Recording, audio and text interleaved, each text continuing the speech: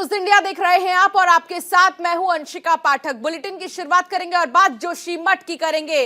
जोशीमठ से जुड़ी एक बड़ी खबर सामने आ रही है। प्रभावित परिवारों के लिए राहत पैकेज का ऐलान किया गया है उत्तराखंड सरकार की तरफ से।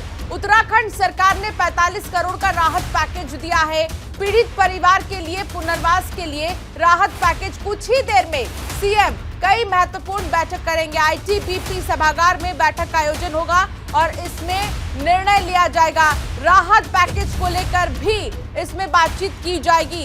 लेकिन अब तक के जानकारी के मुताबिक 45 करोड़ का राहत पैकेज जो है वो उत्तराखंड सरकार ने दिया है और प्रभावित परिवार को ये राहत पैकेज दिए जाएंगे।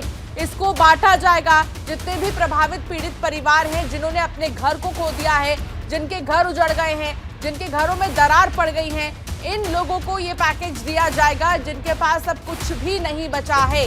तो जोशीमठ में लोगों को बहुत परेशानी हो रही है और उनका एक ही चीज कहना है कि हमारे घर अगर नहीं रहे, हमारे घर अगर ध्वस्त हो जाएंगे तो हम कहां जाएंगे। और इसी के मद्देनजर राहत पैकेज का ऐलान किया गया है उत्तराखंड सरकार की तरफ से और ये राहत पैकेज 45 करोड़ रुपए का है जो कि बांटा जाएगा पीड़ितों में, प्रभावितों में बांटा जाएगा ये राहत पैकेज। तो प्रभावित परिवार के लिए राहत पैकेज का ऐलान किया है उत्तराखंड सरकार ने। पीड़ित परिवार के लिए, उनके पुनर्वास के लिए ये राहत पैकेज दिया जाएगा कि वापस से वो अपने जीवन को पटरी पर लेकर आ जाएं और साथ ही उनकी मदद के लिए इस राहत पैकेज का ऐलान किया गया है। और सीएम पुष्कर सिंह धामी कल रात से ही जोशीमठ में रुके हुए हैं। सीएम धामी ने जोशीमठ के प्रभावित क्षेत्रों का जायजा भी लिया है। राहत शिविर में प्रभावित लोगों से मुलाकात भी की है। विपदा की इस घड़ी में हम प्रभावितों के साथ खड़े हैं, ये पुष्कर सिंह धामी ने कहा। मुख्यमंत्री पुष्कर सिंह धामी आपदा से प्रभावित लोगों का हालचाल जानने के लिए जोशीमठ पहुंच गए हैं। आपदा प्रभावित से मिलकर उनका हालचाल जाना है और हर संभव मदद का आश्वासन भी उन्होंने दिया है। बता दें कि सुबह से ही मुख्यमंत्री पुष्कर सिंह धामी प्रभावितों के लिए की गई व्यवस्थाओं का जायजा भी ले रहे हैं। साथ ही प्रभावितों को सांत्वना देकर हर संभव मदद करने का आश्वासन दे रही है। ये भी बता दें कि मुख्यमंत्री आज जोशीमठ में ही प्रवास करेंगे और वहां पर अधिकारियों के साथ आपदा से संबंधित बैठक कर समीक्षा करेंगे। लगातार ये बात आ रही है कि सारी बिल्डिंगों को ध्वस्तीकरण किया जा रहा है, तोड़ा जा रहा है। ऐसा कहीं भी नहीं है। जो 2 बिल्डिंगों के बारे में बात आई थी, 2 होटल्स के बारे में, उसी पर बात हुई है और वो भी सबकी जो सहमति बनेगी उसके आधार पर यहाँ का प्रशासन काम करेगा। और इसके साथ साथ जो राहत एवं पुनर्वास की बात है, मुआवजे की बात है, उसके लिए यहाँ पर कमेटी बना दी है। जल्दी वो सब सारे नाम उसमें सम्मिलित कर लिए हैं। जो लोग जिस वर्ग से आते हैं, सभी प्रमुख वर्गों के लोगों को, प्रमुख जो भी प्रतिनिधि हैं, उन सभी को उसमें सम्मिलित करके जो है आगे की कार्रवाई की जाएगी कि राहत और पुनर्वास ठीक तरीके से हो। ये हमारी प्राथमिकता है। और अभी अंतरिम राहत की घोषणा की है और जल्दी से जल्दी हम चाहेंगे कि सभी तक अंतरिम राहत पहुंच जाए। ये अंतिम राहत नहीं है, ये केवल अभी तात्कालिक रूप से है कि जिससे लोगों को फौरी रूप से मदद मिल पाए। तो उस पर हम लोग काम कर रहे हैं। पीयूष शुक्ला हमारे संवाददाता इस वक्त जोशीमठ में ही मौजूद है। पीयूष, देखिए इस वक्त आप वहां पर मौजूद हैं और पुष्कर सिंह धामी भी रात से ही वहीं पर मौजूद है। उन्होंने कहा कि ये मत समझिए कि हम इन्हें ध्वस्त कर रहे हैं, बल्कि हम उनकी जान को बचा रहे हैं। जो लोग यहाँ पर रह रहे थे, इतने ज्यादा दरार पड़ गए हैं मकानों में कि ये बहुत जरूरी हो गई है कि जल्द से जल्द कार्रवाई की जाए। क्या जानकारी आपके पास है पीयूष इस पूरे मामले को लेकर?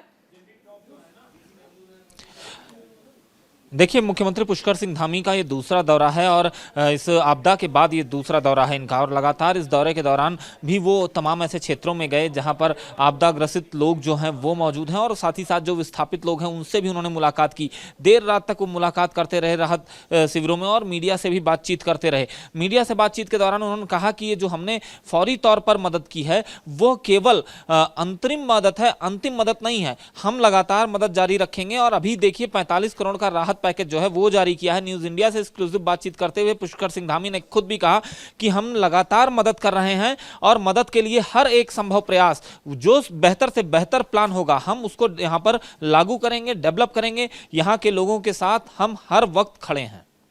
बिल्कुल, उन्होंने कहा कि हम हर वक्त खड़े हैं, लेकिन अब वहां पर क्या हो रहा है? माउंट व्यू होटल और मलारी होटल को जो ध्वस्त करने की बात सामने आ रही थी, वो कहां तक पहुंची है? और जिन मकानों को चिन्हित किया गया था, क्या कार्रवाई शुरू हो गई है? देखिए, दो होटलों को सबसे पहले उनको डिसमेंटल किया जाना है और इसको लेकर एक समिति बनाई गई है, क्योंकि बात यहाँ पर मुआवजे को लेकर अंशिका आ रही थी, अटक रही थी, और उस मुआवजे के निर्धारण के लिए एक कमेटी जो है वो निर्धारित की गई है। इस कमेटी को जिला प्रशासन ने बनाया है, इसमें तमाम प्रतिनिधियों को शामिल किया गया है और उनके बीच में बैठकर जो दरें हैं उनका निर्धारण होगा, और जब उसका निर्धारण हो जाएगा, निर्धारण के बाद उसकी एक कॉपी खुद जो होटल व्यवसायी उन्हें दे दी जाएगी और उनकी संतुष्टि के बाद ही यहाँ पर डिमोलिश का जो काम है, डिसमेंटल का जो काम है, वो शुरू हो जाएगा। चलिए, बहुत शुक्रिया पीयूष तमाम जानकारी साझा करने के लिए। और इस बीच आपको बता दें एक बड़ी खबर, उत्तराखंड का चर्चित अंकिता भंडारी हत्याकांड में आरोपी पुलकित का नार्को और पॉलीग्राफी टेस्ट होगा। टेस्ट के लिए कोर्ट ने मंजूरी भी दे दी है। आपको बता दें कि ये पूरा हत्याकांड जो है अभी भी एक मिस्ट्री की तरह बना हुआ है और इसको सुलझाने के लिए बहुत सारे खुलासे होने अभी बाकी है। लेकिन कहा जा रहा है क्योंकि आरोपी पुलकित का अब नार्को और पॉलीग्राफी टेस्ट होगा, तो इससे कई सारे खुलासे हो सकते हैं, जिसके लिए कोर्ट ने मंजूरी दे दी है कि पुलकित का जल्द से जल्द अब नार्को टेस्ट और पॉलीग्राफी टेस्ट हो, जिससे कि सच सामने बाहर आ सके कि आखिर उस रात हुआ क्या था, आखिर उस दिन हुआ क्या था। और फिर अंकिता को लेकर उनके परिजन लगातार न्याय की मांग कर रहे हैं और अब दुष्कर्म के बाद जिस तरीके से आशंका जाहिर की जा रही थी कि हत्या की गई है, तो ये पूरा मामला आखिर है क्या, ये सब कुछ सामने आ जाएगा नार्को और पॉलीग्राफी टेस्ट के बाद, ये उम्मीद की जा रही है। कोर्ट ने इसकी इजाजत भी दे दी है। अंकिता भंडारी हत्याकांड मामले में बड़ी जानकारी मिल रही है। आरोपी पुलकित का नार्को और पॉलीग्राफी टेस्ट होगा बहुत जल्द।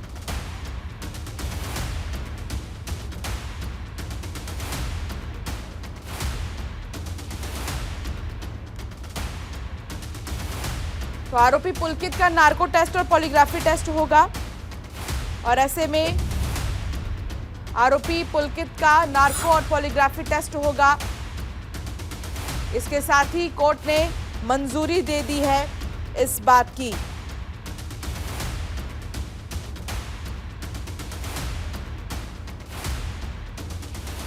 टेस्ट के लिए कोर्ट ने मंजूरी दी है। अंकिता भंडारी हत्याकांड मामले से जुड़ी ये बड़ी जानकारी मिल रही है और ये मामला अभी भी उलझा हुआ है। कई सारे अनसुलझे सवाल हैं जिनको जवाब का इंतजार है। गौरव वासुदेव हमारे संवाददाता हमारे साथ जुड़ गए हैं। गौरव, क्या जानकारी आपके पास इस पूरे मामले से जुड़ी, क्योंकि कोर्ट ने तो अब इजाजत दे दी है, अब बहुत जल्द पॉलीग्राफी और नार्को टेस्ट होगा, क्या खुलासे होने वाले हैं? जी देखिए, एसआईटी काफी समय से जो है, जब से चार्जशीट दाखिल करी थी उसके बाद से ही जो है तीनों आरोपियों के लिए नार्को टेस्ट के लिए उम्मीद की जा रही थी कि ये लोग हाँ बोलेंगे। लेकिन अब जाके फाइनली हम बोल सकते हैं कि जो इस पूरे अंकिता हत्याकांड का जो मुख्य आरोपी है, उसने अब जो है पुलकित आर्य ने जो है इसमें हामी कर दी है। हालांकि उसकी कुछ शर्तें जरूर थी इस पूरे नार्को टेस्ट को लेकर। उसने कोर्ट के सामने पहले ही ये बात रख दी थी कि वो चाहता है कि इस पूरे नार्को टेस्ट की जो है वीडियोग्राफी हो, साथ साथ उसका जो अपने अधिवक्ता है वो भी इस नार्को टेस्ट के दौरान जो है वहां पे मौजूद हो, ताकि इसके पूरे टेस्ट के साथ कोई टेम्परिंग ना की जा सके। इसका ऐसा जो है उसका मानना था और इसको लेकर आज जो है फाइनली इस पे जो है निर्णय आ गया है और जल्द ही इस पे अब जो है पुलकित आर्य का नार्को टेस्ट की तैयारी की जाएगी। बिल्कुल, लेकिन देखिए अभी भी बहुत सारे अनसुलझे सवाल हैं गौरव, जिनका जवाब चाहिए। और कब से शुरुआत होगी नार्को टेस्ट की, कब से पॉलीग्राफी टेस्ट की शुरुआत होगी, क्या इसको लेकर अभी कोई जानकारी है? क्योंकि अब तो कोर्ट की तरफ से मंजूरी मिल गई है। जी देखिए, माना ये जा रहा है, जो एसआईटी के सूत्रों से पता चल रहा है कि अगले 4-5 दिन पे ही इस प्रक्रिया को पूरा कराया जाएगा, क्योंकि ये एक बड़ा मामला है, संवेदनशील मामला रहा है। तो इसलिए हो सकता है कि केंद्र की जो एफएसएल टीम है जो उसको यहाँ पे बुलाया जाए और उससे ही ये जो पूरी प्रक्रिया है नार्को टेस्ट की वो कराई जाए। चलिए, बहुत शुक्रिया गौरव तमाम जानकारी साझा करने के लिए। खबरों में आगे बढ़ेंगे। जोशीमठ में आज मुख्यमंत्री पुष्कर सिंह धामी नरसिंह मंदिर में भगवान की पूजा अर्चना करेंगे। मौके पर मंदिर के पुजारियों से उनका हाल भी जाना है। पूजा को लेकर संतों में विवाद हुआ था और शंकराचार्य के प्रतिनिधि संत के बीच विवाद हुआ है। सीएम धामी के जाने के बाद आपस में भिड़ गए हैं संतों ने एक दूसरे को फर्जी बताना शुरू किया था। तो जोशीमठ में आज मुख्यमंत्री पुष्कर सिंह धामी ने पूजा अर्चना की है। तस्वीर भी आपको दिखा रहे हैं उस वक्त की जब उन्होंने पूजा अर्चना की है। नरसिंह मंदिर में भगवान की पूजा अर्चना की है और मौके पर मंदिर के पुजारियों से उनका हाल भी जाना है। पूजा को लेकर संतों में विवाद हो गया और शंकराचार्य के प्रतिनिधि संत के बीच विवाद हुआ है। सीएम धामी के जाने के बाद दो संत आपस में भिड़ गए और ये देखिए भिड़ने की तस्वीर, जहां एक दूसरे को फर्जी बताने को लेकर ये विवाद शुरू हुआ। कर रही हैं, इसके लिए पूजा करने हैं, केवल नाटक करने के लिए एक चिल्ला बहुत देख लिया, दुनिया देख लिया आपका नाटक। जोशीमठ के लोग इतने कौन नाटक कर रहे हैं हम जानते हैं, जोशीमठ के लोग हम जानते हैं। टूट रहा है। आप लोग आकर नाटक कर रहे हैं, आप लोग आकर नाटक कर रहे हैं, पीड़ा सुनो लोगों की, आप लोग नाटक कर रही हैं, इसके लिए पूजा करने हैं, केवल नाटक करने। तो जोशीमठ में सीएम की पूजा को लेकर हुआ संतों में विवाद और ऐसे में मुख्यमंत्री पुष्कर सिंह धामी के जाने के बाद स्थानीय संतों शंकराचार्य के प्रतिनिधि संत के बीच ये विवाद हुआ है। आइए देखते हैं क्या कुछ हुआ वहां पर। आखिर दुनिया देख लिया हम, ये फर्जी लोग हैं पूरा, ये फर्जी लोग आकर पूजा में घुस रहे हैं। देखिए यहाँ पर मुख्यमंत्री पहुंचे थे पुष्कर सिंह धामी पूजा करने के लिए और यहाँ पर जो सीधा बोल रहे हैं ये अभिमुक्तेश्वरानंद जी है ना, ये सभी छोड़ नाम नहीं क्या सोच रहे हो, क्या सोच रहे हो? संतों का आपस में विवाद पूजा को लेकर। जोशीमठ में शंकराचार्य की ये पवित्र गद्दी है, नरसिंह का मंदिर है और यहाँ पर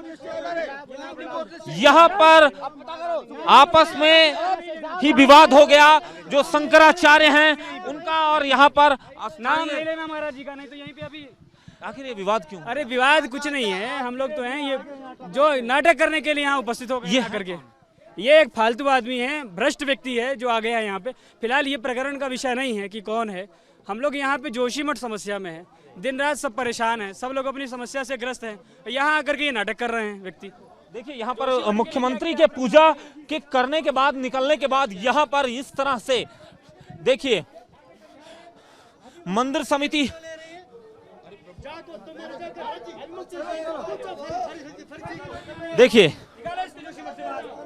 देखिए संतों में आपस में विवाद यहाँ पर साफ दिखाई दे रहा है। अभिमुक्तेश्वरानंद और दक्षिण के संत जो के हैं उनके बीच का ये विवाद जो है वो यहाँ पर साफ दिखाई दे रहा है। इस वक्त मुख्यमंत्री यहाँ पूजा करने आए थे। शंकराचार्य की गद्दी है और शंकराचार्य की ये गद्दी आपको मैं दिखाऊं तस्वीरों में। मुख्यमंत्री आपदा में यहाँ पहुंचे, पूजा की, पूजन अर्चन किया और पूजन अर्चन के बाद यहाँ से जब निकले तो संतों में आपस में ही विवाद हो गया है और इस वक्त ये विवाद बढ़ता हुआ दिखाई दे रहा है। न्यूज इंडिया के लिए कैमरा पर्सन केडी के साथ अजय पीयूष शुक्ला। तो जोशीमठ के मौसम का बदलाव देखने को मिल रहा है। देर शाम से यहां पर हल्की बारिश और पहाड़ी इलाकों में बर्फबारी हो रही है। औली में भी देर रात बर्फबारी हुई है जिसके चलते निचले इलाकों में जबरदस्त शीतलहर और ठिठुरन बढ़ गई है। बावजूद इसके जोशीमठ नगर के सभी राहत शिविरों में प्रभावितों को सभी व्यवस्थाएं सुचारू रूप से मिल रही हैं और सीएम धामी ने देश के मीडिया, विपक्ष सहित सभी लोगों से अपील की है कि प्रदेश में पैनिक माहौल न बनाएं, जिससे पूरे प्रदेश में डर का माहौल बन रहा है। धीरे धीरे स्थिति यहाँ पर जितना आपदा के कारण से नुकसान हुआ है या जो भी घटित हुआ है वह हो चुका है और आगे हम भगवान से प्रार्थना करते हैं वो ठीक हो जाए। इसके बाद चूंकि ओली में एक बड़ा विंटर का गेम भी यहाँ पर होने वाला है अंतर्राष्ट्रीय स्तर का अगले माह फरवरी में और कुछ समय बाद हमारी चार धाम यात्रा भी शुरू होने वाली है। इसलिए इस प्रकार का जो वातावरण एक बहुत ज़्यादा ये बनाया जा रहा है कि पूरा उत्तराखंड खतरे में आ गया है, तो मैं समझता हूँ ठीक नहीं है। जरूर है कि विकास जो बहुत तेज गति से हो रहा है जिसके बारे में लोगों ने यहाँ बताया भी है, आप सब लोग भी देख रहे हैं, मीडिया के बंधु भी देख रहे हैं, उस पर थोड़ा हम ये कोशिश करेंगे आगे से कि जो इकोलॉजी और इकोनॉमी दोनों का संतुलन बना रहे और जो तेज गति से हो रहा है उसको थोड़ा कम किया जाए। वहीं गंगोत्री धाम के मौसम से जुड़ी एक बड़ी खबर सामने आ रही है। पहाड़ों पर बर्फ की मोटी चादर बिछ गई है। गंगोत्री धाम में बर्फ से मंदिर परिसर ढक चुका है। माइनस में गंगोत्री धाम का तापमान पहुंच गया है। तो गंगोत्री धाम का तापमान जो है वो माइनस में पहुंच गया है। ये देखिए, सबसे पहले तस्वीर आपको दिखा रहे हैं। गंगोत्री धाम की तस्वीर है जो बर्फ की मोटी चादर से पूरा ये धाम ढक चुका है और मौसम में जबरदस्त बदलाव देखने को मिल रहा है। माइनस में यहां पर तापमान पहुंच गया है गंगोत्री धाम का। गंगोत्री धाम में भारी बर्फबारी हो रही है और पहाड़ों पर बर्फ की मोटी चादर बिछ चुकी है। बर्फ से मंदिर परिसर पूरी तरीके से ढक चुका है और माइनस में गंगोत्री धाम का जो तापमान है वो पहुंच गया है। तो गंगोत्री धाम में बर्फबारी हो रही है। तस्वीर आपको दिखा रहे हैं बर्फबारी की, कि कैसे बर्फबारी की वजह से हर तरफ बर्फ ही बर्फ आपको नजर आ रहा होगा और अभी तापमान माइनस में है।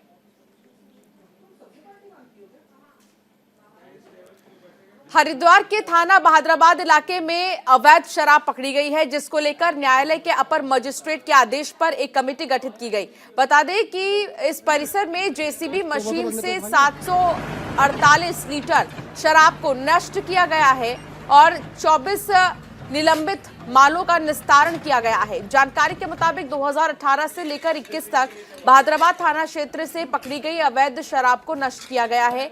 ऐसे में सीओ सदर निहारिका सेमवाल ने बताया कि माननीय न्यायालय ने आदेश दिया, उसके बाद जितनी भी अवैध शराब पकड़ी गई थी उन सभी को आज नष्ट किया गया है। मुख्यमंत्री धामी 2025 तक ड्रग फ्री प्रदेश बनाने की मुहिम चला रहे हैं। उसी को लेकर जिले में ड्रग्स के साथ ही अवैध शराब के खिलाफ भी कार्रवाई की जा रही है। ये माननीय न्यायालय के आदेश अनुसार आज जितने भी हमने 60 आबकारी एक्ट में जितने भी हमने इलीगल अल्कोहल पकड़ी थी उनका नष्टीकरण की प्रोसेस हुई है। इसमें हम लोगों के जो केसेस हैं वो लगभग 2018 के कुछ केसेस हैं, 19, 20 और 21 के केसेस हैं। तो इसमें कुल आज हम लोगों की जो संख्या है वो 483 तो हम लोगों ने देसी शराब नष्ट की है और 265 के अराउंड हमारी जो अंग्रेजी शराब है उसका नष्टीकरण की प्रोसेस हुई है। हरिद्वार के कनखल में कराए जा रहे धर्मांतरण के मामले में एसपी रेखा यादव ने कार्रवाई को लेकर जानकारी देते हुए बताया कि कनखल क्षेत्र में धर्मांतरण कराए जाने की सूचना मिली थी, जिसको लेकर कनखल को पुलिस सूचना मिलते ही तत्काल मौके पर पहुंची थी और जाकर मामले में तफ्तीश की गई थी। सूचना देने वाले लोगों ने बताया था कि पूजा करने के बहाने बुलाया गया था, लेकिन वहां पर पूजा न कराकर धर्मांतरण कराया जा रहा था। ऐसे में एसपी रेखा यादव ने बताया है कि तहरीर के आधार पर मुकदमा दर्ज कर लिया गया है, जांच पड़ताल की जा रही है। जांच पड़ताल में जो भी तथ्य सामने आएंगे उनके आधार पर कार्रवाई की जाएगी। कनखल क्षेत्र में ही वहाँ पे कुछ व्यक्तियों द्वारा उनका धर्मांतरण किया जाता, सूचना पर तत्काल पुलिस हमने भेजी थी और उन व्यक्तियों द्वारा बताया गया कि हमें पूजा के बहाने उन्होंने बुलवाया था और वहाँ पर हमारा धर्मांतरण किया जा रहा था। चूंकि इसमें तहरीर प्राप्त हो चुकी है, अभियोग दर्ज कर लिया गया है एंड संबंधित जो भी आरोप लगे हैं उसको जाँच की जा रही है।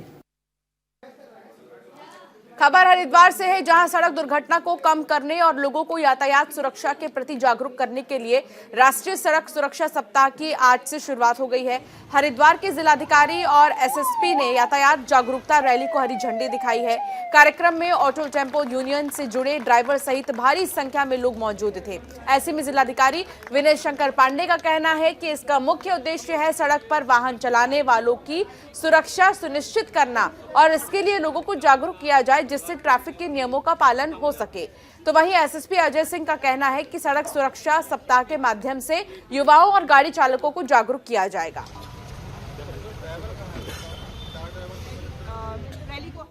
बेसिक इसके पीछे थीम है कि सबको जागरूक करना है, चाहे वो हमारे स्टूडेंट्स हों, चाहे भावी जो हमारे चालक कहेंगे, जो आने वाली पीढ़ी है, जो युवा होते हैं, जो चालक बनते हैं, 18 साल के बाद लाइसेंस मिलता है। साथ ही साथ जो इस व्यवसाय से जुड़े हैं सभी को इसके बारे में जागरूक करना है और इसमें प्रमोट करना है कि सेफ्टी क्या प्रिकॉशंस होते हैं, घायलों की मदद करते हैं जो एक्सीडेंट्स में, उनकी जो स्कीम है उसके बारे में भी इनको जागरूक करना है कि घायलों को मदद करेंगे तो आपको सरकार की तरफ से रिवॉर्ड भी है।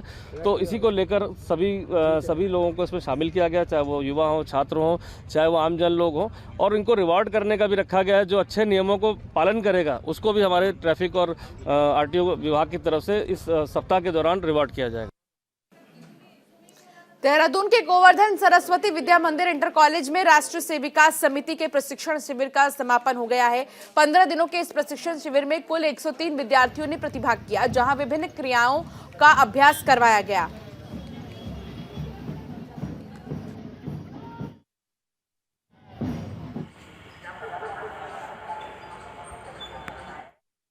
सेविका समिति का जो चिंतन है वो है अपनी संस्कृति से समृद्ध स्त्री शक्ति का निर्माण। ऐसा जो भी आज समाज में घटनाएं दिखाई पड़ रही हैं वो परिवारों में संस्कारों की कमी के कारण ऐसा दिखाई पड़ता है। अगर देश की हर माता, हर बहन और हर बच्ची जो है लक्ष्मीबाई जैसे कृतित्व नेतृत्व के लिए आगे बढ़ेगी तो इस तरह की घटनाएं स्वतः ही रुक जाएंगी। तो हम एक समर्थ नारी शक्ति के निर्माण के लिए विचार करते हैं, चिंतन करते हैं। और उत्तराखंड तो है ही महिलाओं की श्रम के लिए, उनकी साध्यता के लिए प्रसिद्ध प्रदेश है। उत्तराखंड में स्त्री शक्ति के जागरण कोई नया नहीं है, लेकिन अपनी जो राष्ट्रीय सेविका समिति है वो अखिल भारतीय संगठन है। देश और विदेश में समस्त जो है स्त्री शक्ति की समृद्धि और ताकत के लिए यह संगठन कार्य करता है। तो उत्तराखंड निश्चित रूप से राष्ट्रीय सेविका समिति के कार्य को बढ़ने से उत्तराखंड में भी एक समर्थ नारी शक्ति का निर्माण होगा।